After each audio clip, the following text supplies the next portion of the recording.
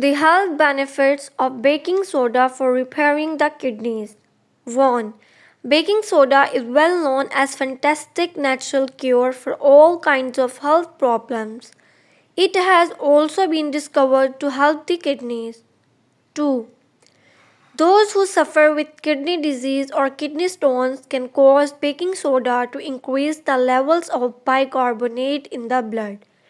3.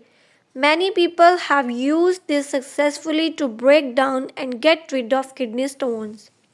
4. This has also been shown to prevent the kidney from becoming further damaged and leading to renal failure. 5. Baking soda will also alkalize the body, which will remove acidity and give your immune system a boost. 6. Half a teaspoon of baking soda can be drank daily mixed with 400 ml of water.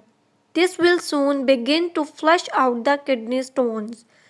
7. This will also stabilize your electrolyte levels and blood pressure.